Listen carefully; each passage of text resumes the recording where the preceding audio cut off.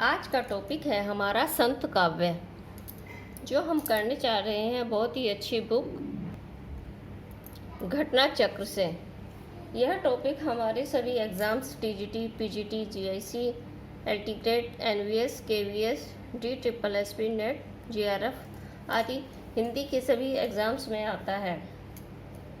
तो चलिए शुरू करते हैं आज का टॉपिक। संत काव्य। संत साधना का साहित्यिक रूप प्रारंभ हुआ। आंसर है पंढरपुर से। नेक्स्ट क्वेश्चन है, ज्ञानश्री शाखा के प्रमुख कवि हैं। Answer Kabirdas ji. Next question, इनमें से ज्ञानश्री शाखा के कवि नहीं हैं। कवि नहीं है, इसके बारे में थोड़ा जानेंगे।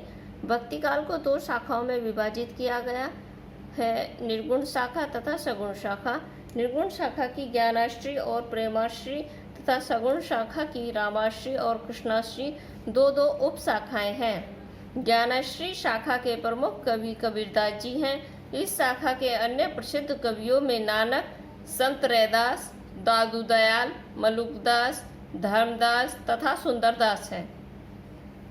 इनमें से ज्ञानाश्री शाखा के कवि नहीं हैं, तो इसमें से जो नहीं है वो हो गए हमारे अग्रदास। नेक्स्ट क्वेश्चन है, इनमें से ज्ञानाश्री शाखा के संत कवि नहीं हैं। संत कवि जिनके ऊपर नाम आ गए उनसे अलग हैं, तो समझ लिए वो नहीं हैं। तो वो हैं हमारे परमानंद दास, मलुकदास भी हैं, धर्मदास भी हैं, रैदास भी हैं। नेक्स्ट क्वेश्चन है हमारा, ज्ञानाश्री शाखा के प्रमुख संत कवि का क्या नाम है। आंसर है कबीरदास जी। नेक्स्ट क्वेश्चन है, निम्नलिखित में से संत काव्य परंपरा के अंतर्गत न आने वाली कवि का नाम बताइए। नंददास जी हैं। नेक्स्ट क्वेश्चन है, निर्गुण संत कवियों में का सर्वाधिक शास्त्रांग सुशिक्षित थे, वो थे सुंदरदास जी,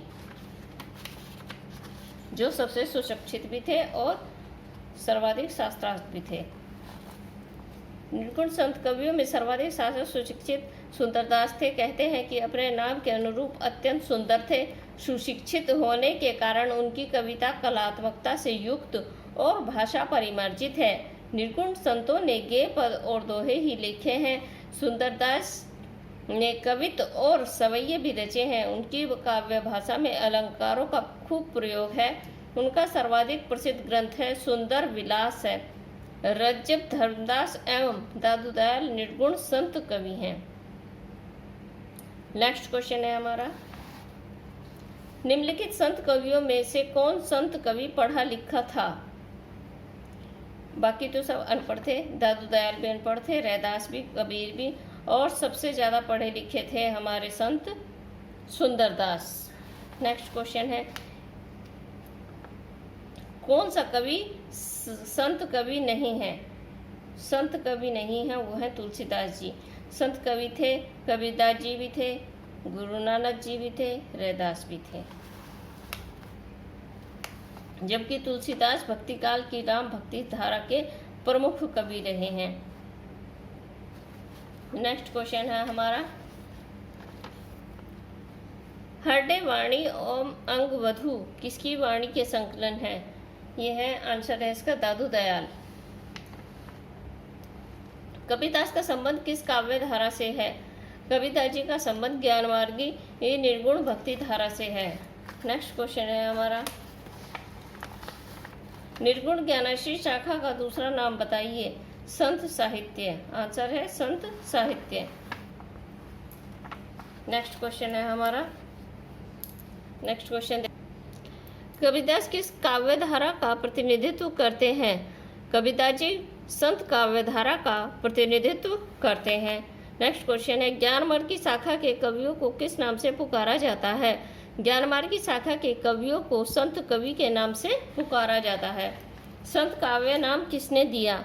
संत काव्य नाम राम कुमार वर्मा जी ने दिया। निम्नलिखित कवि विकल्पों में से जो संत काव्य की विशेषता नहीं है उसे छांटिए। जो विशेषता नहीं है उसे छांटना है, वो है सगुण ईश्वर की उपासना। और जो है वो था ब्राह्मण ब्राह्मणों का खंडन करते थे, गुरु का महत्व प्रतिपादन करते थे, जाति पाति का विरोध करते थे, और जो नहीं करते थे वो थे सगुण ईश्वर की उपासना। नेक्स्ट क्वेश्चन है हमारा, निर्गुण काव्यधारा की प्रवृत्ति है रूढ़ियों एवं बाहरी आडंबरों का विरोध करना। नेक्स्ट क्वेश्चन है हमारा, आचार्य रामचंद्र शुक्ल ने भक्ति काल के निम्नलिखित कवियों में किसे सबसे कम महत्व प्रदान किया है? सबसे कम महत्व प्रदान किया था कबीरदास जी। कबीरदास जी। नेक्स्ट क्वेश्चन हमारा, एक बार इसका थोड़ा एक्सप्लेन कर लेंगे इसको। किसी कवि को साहित्य में प्रतिष्ठा दिलाने वाले आचार्य रामचंद्र शुक्ल थे, लेकिन उन्होंने जहां तुलसीदास, सूरदास और जायसी पर स्वतंत्र रूप से विस्तृत समीक्षाएं लिखी, वहीं कबीर को इस योग्य नहीं समझा। उनके लिए कबीर का महत्व इतिहास तक सीमित रहा और इतिहास में कभी कबीर के प्रति सम्मान या सहानुभूति का भाव नहीं दिखता। उनकी दृष्टि में कबीर की भाषा तो पंचमेल है ही, विचार भी पंचमेल हैं। प्रतिभा उनमें जरूर बड़ी प्रखर थी और उनकी उक्तियों में कहीं कहीं विलक्षण प्रभाव और चमत्कार भी है, लेकिन कवित्व भी है, यह रामचंद्र शुक्ल ने कहीं नहीं कहा है। नेक्स्ट क्वेश्चन है हमारा, रामचंद्र शुक्ल ने किस पर स्वतंत्र रूप से आलोचना नहीं लिखी है? आलोचना नहीं लिखी, वो जो नहीं लिखी है आलोचना वो है कबीरदास जी। नेक्स्ट क्वेश्चन है हमारा, भाषा बहुत परिष्कृत और परिमार्जित न होने पर भी कबीर की उक्तियों में कहीं कहीं विलक्षण प्रभाव और चमत्कार है। प्रतिभा उनमें प्रखर थी, इसमें संदेह नहीं। पंक्तियों के लेखक हैं आचार्य रामचंद्र शुक्ल। नेक्स्ट क्वेश्चन है हमारा, सदुक्कड़ी भाषा से आशय है, यानी सदुक्कड़ी भाषा से आप क्या समझते हैं? सदुक्कड़ी भाषा जिसमें अनेक प्रांतीय भाषाओं बोलियों के शब्दों का मिश्रण हो। नेक्स्ट क्वेश्चन है हमारा, सदुक्कड़ी भाषा से आशय जिसमें अनेक प्रांतीय भाषाओं बोलियों के शब्दों का मिश्रण होता है। संत जन भ्रमणशील प्राणी थे, अतः उनकी रचनाओं में विभिन्न प्रदेशों की बोलियों के शब्द भी प्रयुक्त हुए हैं जहां उन्होंने भ्रमण किया है, जैसे कि अवधी, भोजपुरी, पंजाबी, राजस्थानी का प्रयोग हुआ है। आचार्य रामचंद्र शुक्ल ने कबीर की भाषा को सदुक्कड़ी और तथा श्याम सुंदर दास ने इसे पंचमेल खिचड़ी कहा है। नेक्स्ट क्वेश्चन है हमारा, अजगर करे न चाकरी, पंछी करे न काम, किसने कहा है?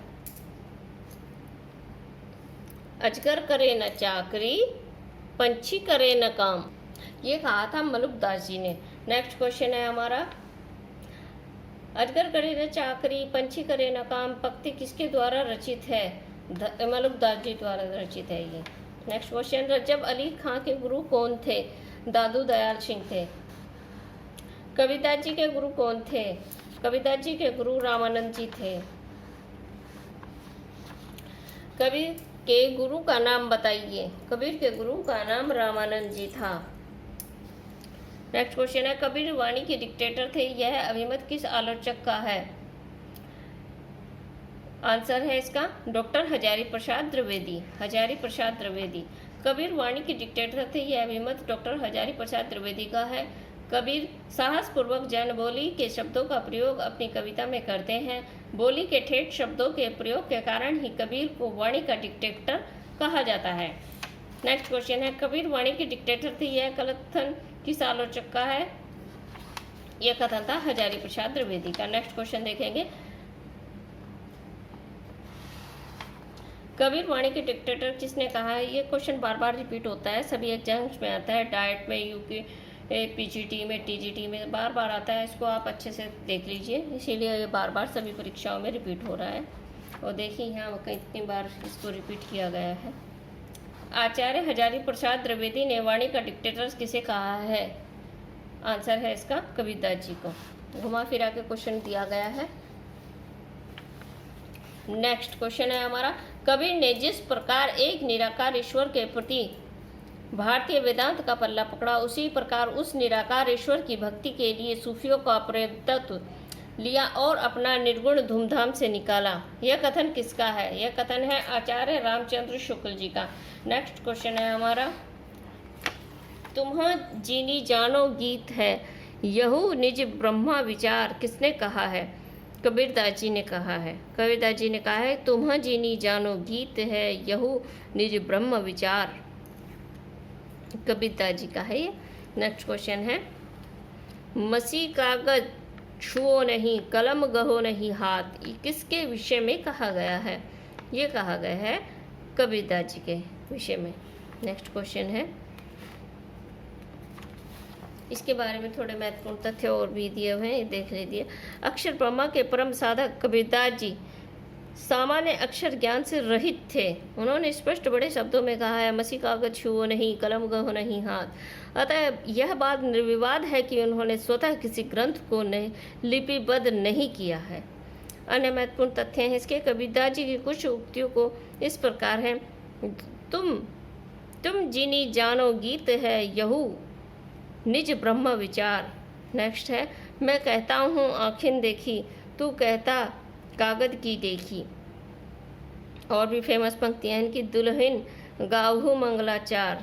और एक नेक्स्ट है, तंत्र न जानू मंत्र न जानू, जानू सुंदर काया। तो ये इनकी प्रसिद्ध पंक्तियाँ थी जो बार बार एग्जाम्स में पूछी जाती हैं। नेक्स्ट क्वेश्चन है हमारा, मोह को कहाँ ढूंढे बंदे मैं तो तेरे पास में। पंक्ति किसकी है? कबीरदास जी की है, फेमस पंक्ति है इनकी। कबीर की वाणी का संग्रह बीजक कहलाता है। इसके कितने भाग हैं? इसके 3 भाग हैं। नेक्स्ट क्वेश्चन है, संत कवि गुरु नानक देव का जन्म कहाँ हुआ था? संत कवि गुरु नानक देव का जन्म तलवंडी में हुआ था। तलवंडी में हुआ था। नानक पंथ के प्रवर्तक गुरु नानक देव का जन्म 1469 में हुआ था और इनकी मृत्यु 1538 ईस्वी में हुई थी। इनका जन्म लाहौर के निकट राय भाई की तलवंडी गांव में हुआ। इनके पिता का नाम कालूचंद तथा माता का नाम तृप्ता था। उनका जन्म स्थान अब ननकाना साहब से नाम से प्रख्यात है। इनकी पत्नी का नाम सुलक्षणी और तथा पुत्रों का नाम श्रीचंद तथा लक्ष्मीचंद था। श्रीचंद ने उदासी संप्रदाय का प्रवर्तन किया था। इनके बारे में अन्य महत्वपूर्ण तथ्य हैं, नानक ने अनेक पदों की रचना की जो ग्रंथ साहिब में संकलित है। जपू जी नानक दर्शन का सार तत्व है। असादीवार, रहिरास तथा सोहिला इनकी प्रसिद्ध रचनाएं हैं।